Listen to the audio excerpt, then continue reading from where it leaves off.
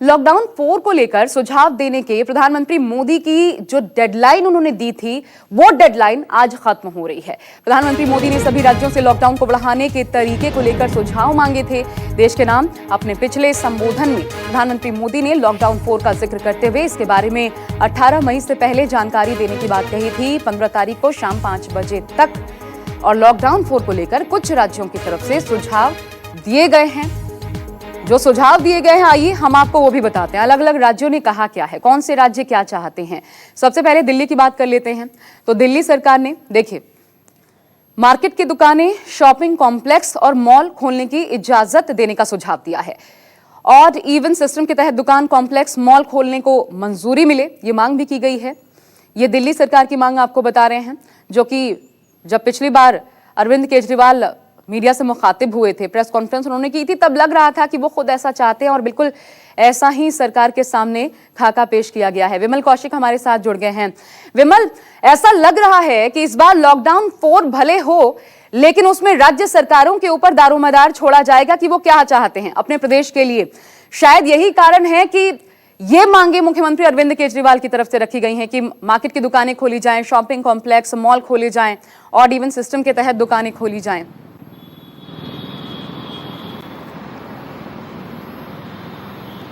जी बिल्कुल, देखिए लॉकडाउन 4 की जिस तरह से प्रधानमंत्री ने कह दिया था कि लॉकडाउन 4 में कुछ और रियायतें दी जा सकती हैं, कुछ नए रंग रूप में होगा, उसको लेकर राज्य सरकार से सुझाव भी मांगे गए हैं। दिल्ली की, अगर देश की राजधानी दिल्ली की बात करें तो दिल्ली सरकार ने मार्केट प्लेसेस, मॉल्स को खोलने के लिए भी एक सुझाव दिया, लेकिन इसमें सरकार खुद ही पशुपेश में है कि आखिर अगर मॉल्स खोले जाते हैं, वहां पर तमाम इंतजाम भी होते हैं, तो आएंगे कौन लोग? अगर लोग आएंगे तो इसका मतलब लॉकडाउन का मतलब क्या रह जाता है? अगर लोग यहाँ पर मॉल्स में आने लगे, शॉपिंग होने लगी, मार्केट प्लेसेस खुल गए, वहां पर लोगों की आवाजाही हो गई, तो फिर लॉकडाउन का मतलब क्या रह जाता है? इसको लेकर बड़ी कसरत सरकार को भी करनी पड़ेगी और तमाम मार्केट एसोसिएशन को भी।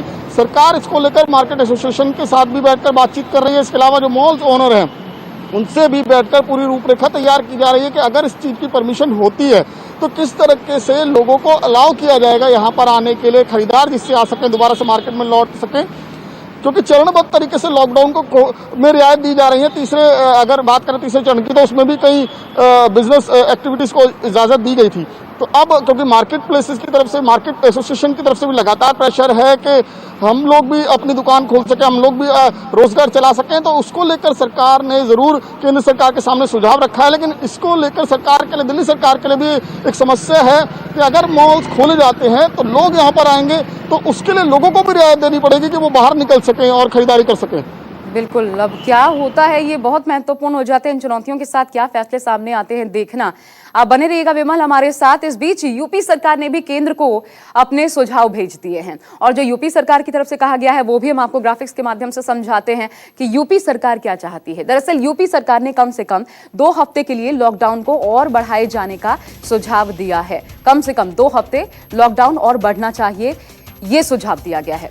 यूपी सरकार का कहना है कि कृषि, औद्योगिक इकाइयों, सरकारी दफ्तर, जरूरी सेवाओं की मौजूदा व्यवस्था के साथ लॉकडाउन बढ़ाया जाए। साथ ही उद्योगों और सरकारी दफ्तरों में सीमित संख्या में स्टाफ के साथ मौजूदा व्यवस्था के साथ काम पर जोर देते हुए लॉकडाउन बढ़ाने का सुझाव भी दिया गया है। मानस श्रीवास्तव हमारे साथ जुड़ गए हैं लखनऊ से। मानस, किस आधार पर ये निर्णय लिए गए हैं जो कि सरकार के सामने खाका पेश किया गया है यूपी सरकार की तरफ से? जब प्रधानमंत्री से वीडियो कॉन्फ्रेंसिंग की उस दिन भी ये मत था कि उत्तर प्रदेश में 23 करोड़ की आबादी है, 75 जिले हैं और जो संक्रमण 45 जिलों तक सीमित था वो बढ़ते बढ़ते 75 जिलों तक यानी पूरे उत्तर प्रदेश में फैल चुका है। हालांकि 3 जिले कोरोना से मुक्त भी हुए थे, बरेली है, इसके अलावा मऊ है और ललितपुर, ये 3 जिले कोरोना से मुक्त भी हुए। लेकिन जिस तरीके से 75 के 75 जिले कोरोना संक्रमण की चपेट में आ गए हैं, उसको देखते हुए इस बात का सुझाव दिया गया था कि उत्तर प्रदेश में जो व्यापारिक गतिविधियां हैं उनको सीमित संसाधनों के साथ, या जो सरकारी कार्यालय है उनको सीमित संसाधनों के साथ और सीमित श्रमिकों के साथ या सीमित जो कर्मचारी उनके साथ इसको हम लोग आगे रन कर सकते हैं। लेकिन लॉकडाउन को बढ़ाया जाना इसलिए जरूरी है क्योंकि अगर पूरी तरीके से लॉकडाउन खुल जाएगा तो फिर सड़कों पर भीड़ आएगी और भीड़ आएगी तो संक्रमण बढ़ने का खतरा और तेज हो जाएगा। तो इसको लेकर के एक सुझाव था। उसके बाद जब कैबिनेट की बैठक हुई थी बुधवार को, उस दिन भी मुख्यमंत्री योगी आदित्यनाथ ने तमाम अपने मंत्रियों से सुझाव मांगे थे। तो उसमें से ज्यादातर मंत्रियों का मत इस बात को लेकर के था कि लॉकडाउन उत्तर प्रदेश में बढ़ाया जाना चाहिए, क्योंकि आबादी के लिहाज से अगर देखा जाए तो उत्तर प्रदेश देश का सबसे बड़ा राज्य है और सबसे बड़ी आबादी यहाँ पर 23 करोड़ की आबादी, उसको मॉनिटर कर पाना, उसको संभाल पाना और सबको टेस्ट कर पाना, ये किसी तरीके से पॉसिबल नहीं है। हालांकि उत्तर प्रदेश सरकार ने व्यापक इंतजाम किए हैं, लेकिन बीते कुछ दिनों से जब से प्रवासी मजदूरों का उत्तर प्रदेश की सीमा में दाखिल होना शुरू हुआ, दरअसल ये संक्रमण का जो दायरा बढ़ा वो इसी को लेकर के बढ़ा। जो 40-45 जिले तक ही जो कोरोना का संक्रमण था वो 75 जिलों तक पहुंचा और अब धीरे धीरे वो गांव तक भी उसका विस्तार हो रहा है। तो ऐसे में कुछ एहतियात बरतने की जरूरत थी, इसलिए उत्तर प्रदेश सरकार की तरफ से ये सुझाव था कि अगर लॉकडाउन को बढ़ाया जाता है, कुछ व्यापारिक गतिविधियां जो औद्योगिक इकाइयां उनको काम करने की छूट पहले से दी जा रही है वो आगे भी दी जाती रहेगी। जी। सरकारी दफ्तर खुल गए हैं, 33% कर्मचारियों के साथ सरकारी कार्यालय अपना काम कर रहे हैं। तो ये सुझाव था कि इन जो वर्तमान व्यवस्था है इसी को लागू कम से कम 2 हफ्ते के लिए और कर दिया जाए, ताकि सरकार को भी थोड़ा वक्त मिल सके और जो कोरोना के जो नए मरीज जो दूसरे राज्यों से आ रहे हैं उनकी भी पहचान हो सके। ठीक है। हम एक बार मुंबई का भी रुख कर लेते हैं। इंद्रजीत सिंह वहां से बने हुए हैं हमारे सहयोगी, और महाराष्ट्र तो सबसे ज्यादा प्रभावित है। इंद्रजीत, इस वक्त सबसे ज्यादा मुंबई में केसेस हैं। महाराष्ट्र सरकार की तरफ से क्या बताया गया है?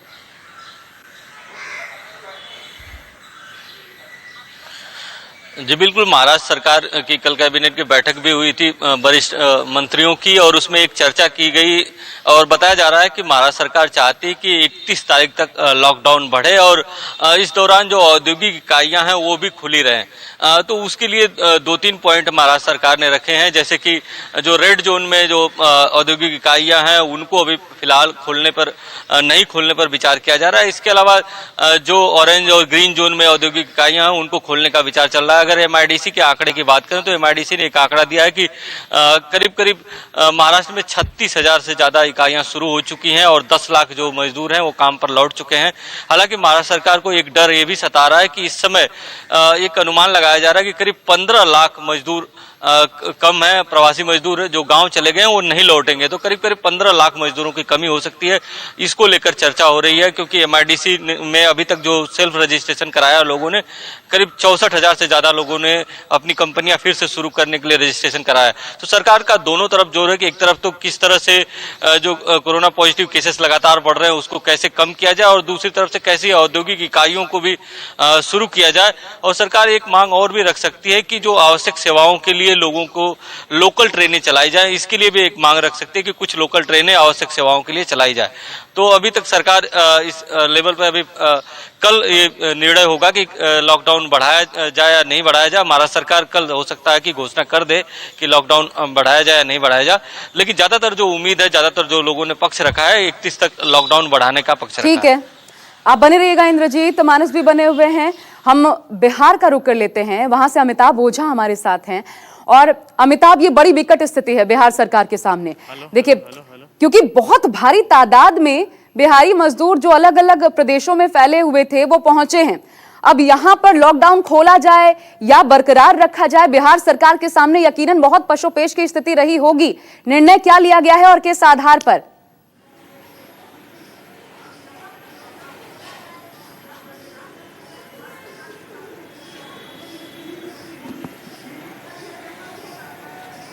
अमिताभ, आवाज मिल रही है आपको मेरी?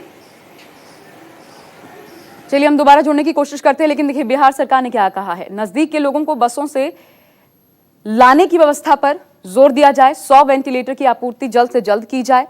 31 मई तक लॉकडाउन को जारी रखने पर जोर, यह बिहार सरकार की तरफ से। साथ ही ज्यादा संख्या में श्रमिक स्पेशल ट्रेनें भी चलाई जाएं।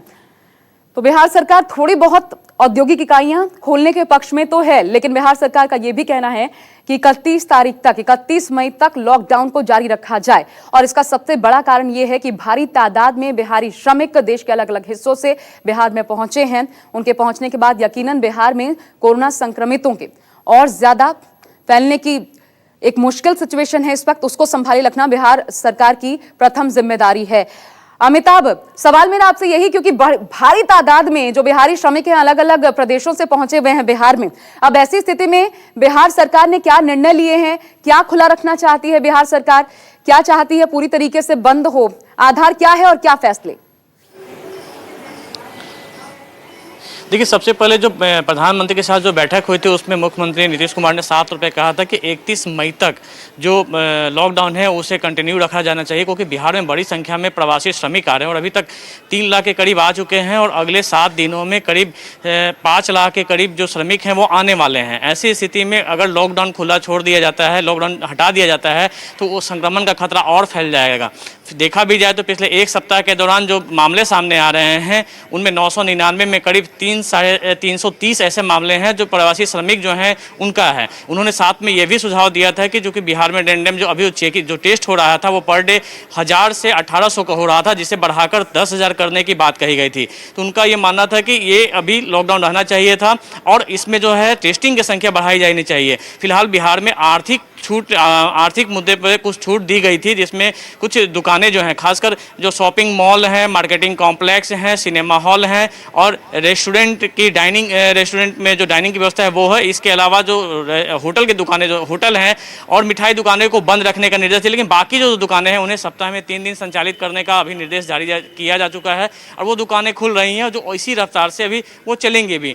निश्चित तौर पर सरकार भी चाहती है कि आर्थिक गतिविधियों के साथ लॉकडाउन जारी रहे और धीरे धीरे चीज़ों में छूट दी जाए। एक बार अगर लॉकडाउन में छूट दी जाएगी तो उससे समस्या फिर आने वाले दिनों में बढ़ जाएगी। और लगातार जो जानकार हैं वो भी बिहार सरकार उनके हवाले से भी ये कह रही है कि आने वाले दिनों में करीब जो 5 जून तक का जो समय दिया गया है वो काफ़ी क्रिटिकल दिया गया है। जो प्रवासी श्रमिक आ रहे हैं उनको देखते हुए, क्योंकि क्वारंटाइन का समय पूरा होगा, उसके बाद जैसे जैसे ठीक होंगे वो जाएंगे। लेकिन अभी फिलहाल जो स्थिति है वो काफ़ी भयावह बनी हुई है, लगातार संख्या बढ़ती जा रही है, जिसको लेकर सरकार अभी इस मामले में पक्ष में है कि अभी लॉकडाउन को आगे बढ़ाया जा सके। ठीक है, ज्यादातर राज्य सरकारों का यही कहना है। शुक्रिया आपका अमिताभ। मानस, आपका भी बहुत शुक्रिया। विमल कौशिक दिल्ली से थे, आपका भी विमल शुक्रिया। और मुंबई से इंद्रजीत सिंह हमारे साथ जुड़े हुए थे। तो ये राज्यों की स्थिति है, राज्य सरकारें क्या चाहती हैं हमने आपको बताया, लेकिन अब सब कुछ डिपेंड करता है केंद्र सरकार पर क्या फैसले लिए जाते हैं या फिर क्या दारोमदार राज्यों पर छोड़ा जाता है।